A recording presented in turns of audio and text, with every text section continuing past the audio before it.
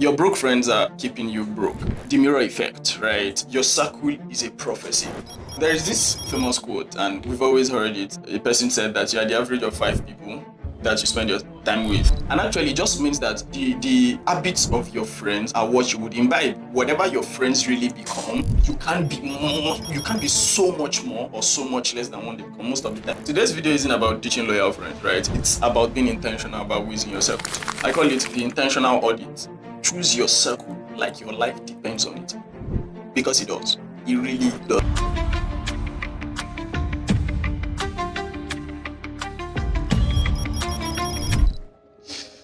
Your broke friends are keeping you broke.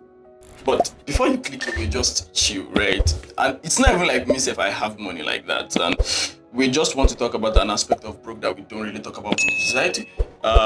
Because the society, when you mention broke, it just means money, right? They describe poor people as broke. And if you're watching this, my guess is that you're not broke, right? Because my subscribers are very, very rich people, right? But to get to the main thing, the issue about having broke friends is not just not having friends that are poor together or something like that. No, it's a mindset issue. And when we say mindset issue, it's that they are broke mentally. And when we say people are broke mentally, it's the mindset that complains instead of creating. It's the mindset that always wants to look at things and criticizes, but never finds a solution to it. And that's why, if those are the people you surround yourself with, that's why you're mentally broke. There is this famous quote, and we've always heard it, and there was even this very popular short video that was online that says that a person said that you are the average of 5 people that you spend your time with. And it's even said in this way: if you are among 5, if you have 5 stupid friends, look, you didn't look around very well. You are 6 because you are the sixth stupid person there. And actually, it just means that the habits of your friends are what you would imbibe. Whatever your friends really become, you can't be more, you can't be so much more or so much less than what they become. Most of the time, you just be an average of your friends. And so it begs to ask the question: what is your association like? And your ceiling is their ceiling, or their ceiling is your ceiling. You can do way much, you can do way less, and then you always fall to the level of their standards, because those are the people you spend most of your time with. And you now see that it's not really about the brokenness of money in itself. It's how you think, it's how you talk, it's the values you imbibe, it's the convictions you live by. And I believe so strongly that we attract like, right? If you are this kind of person that is very, very ambitious, you wouldn't really have lazy people around you. If you are this kind of person that is this, you wouldn't have the opposite of that around you. So today's video isn't about teaching loyal friends, right? It's about being intentional about who is in your circle. And before I go into usually our 3 points of the day, I just want you to click the subscribe button, and please and please, I want you to share this to everyone that you think it might be of help to. Now let's go to the first point. The first point is the mirror effect, right? Your circle is a prophecy, and it's a prophecy of what you are going to be like, right? There's this thinking that I usually have to say that whatever I do today is what contributes tomorrow. There's also this popular saying that people write and say that they create tomorrow by what they do today, and it's the same thing. But it's just that what we often forget is you don't create today alone. You create today with the associations you have. You create today by the actions you perform, and most of the time these actions are not in isolations, right? If your friend's idea of like a weekend in the middle of work is just get away and then just chop life every weekend of the year, I mean, you are going to do that too. But on the other hand, if it's to meet and discuss about business ideas here and there, those are the kind of things that you are going to embrace. But guess what? It's that your friends are a mirror. Whatever your friends are, that's who you are. So you might want to change the idea of looking at your friends as just friends, but look them as mirrors. So if you can, and it's not like 100% mirror, but they mirror the things you mirror. They reflect the things you reflect. They reflect the values that you reflect. And there is this thing that ambition sharpens more ambition, and more lazy people would actually breed more lazy people.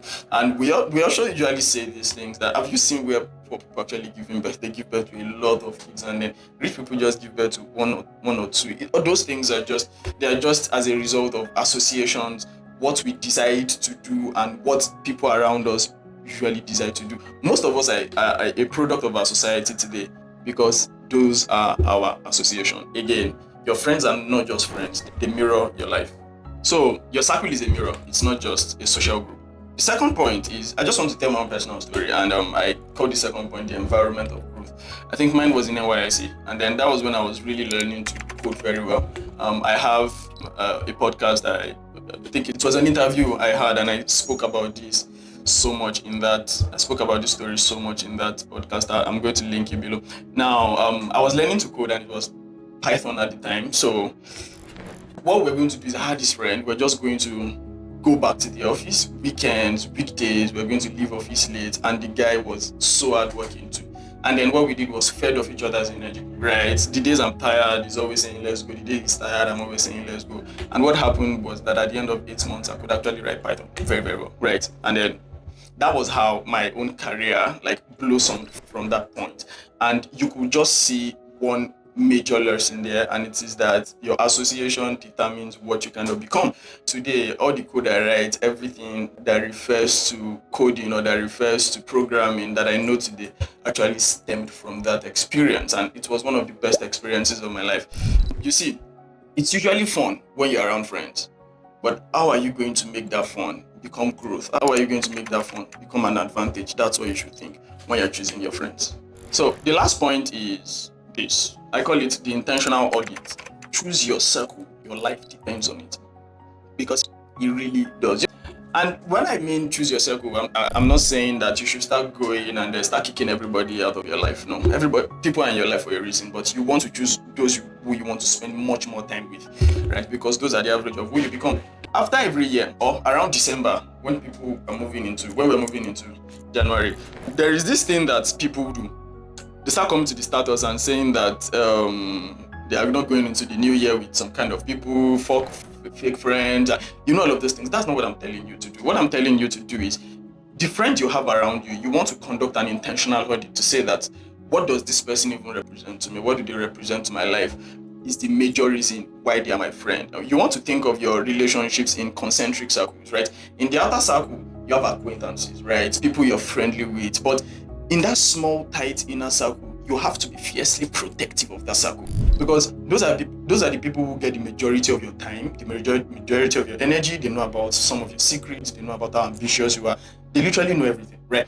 And those are the ones you want to conduct an intentional audit about. Is the person a cheerleader who supports you, or people who are sad when you're doing something good, or people who can mourn with you but cannot laugh with you? Like, you want to know those who you allow into that circle, because at the end of the day, if you're not deliberate, the society or the universe will choose friends for you, and you might not like it in the long run. The results might be catastrophic in the long run. So please, you have to do that. Now, as we conclude, right? Your future self is actually being forged in conversations that you have today, right? The kinds of things you discuss about, the kind of, let's say, movies you watch, the kinds of things you listen to. I always advise people to watch a TEDx a day or read one Substack a day. Again, it is how your future is forged. And the goal isn't to be around rich friends. Again, this is not about being broke as per money. This is just choosing friends that are very rich mentally, choosing friends that are ambitious, choosing friends that match your energy, choosing friends that want to do great things with you. And as we're finishing, right, I just want you to write this in your journal, right? And these are the most common topics of, I want you to have journal time, right? And write these things in your journal. The first question is, what are the most common topics of conversation that you have with your friends? What do you discuss about most? If your circle is only about discussing about girls, or you discuss about boys, or you discuss about this, you might want to change your circle to something much more advantageous and credible that you discuss. When you share your big goals, what are their reactions? What your goals, your achievements, what are their reactions towards it? How do they support you? What do they want to do to it? And I want you to name one person in your life who embodies where you want to be in 5 years, right? The people who you think that, okay, this person are doing so much, and I actually love how they are doing their lives. And so, yeah, and those are the people you want to spend most of your time with. Time is a scarce resource, and the people who you give the most of it are the people who you consider the best people in your life. Thank you very much, and I hope that as we are going into 2026, you're going to choose your friends more carefully, and then you're going to choose very wonderful friends. Have a wonderful day.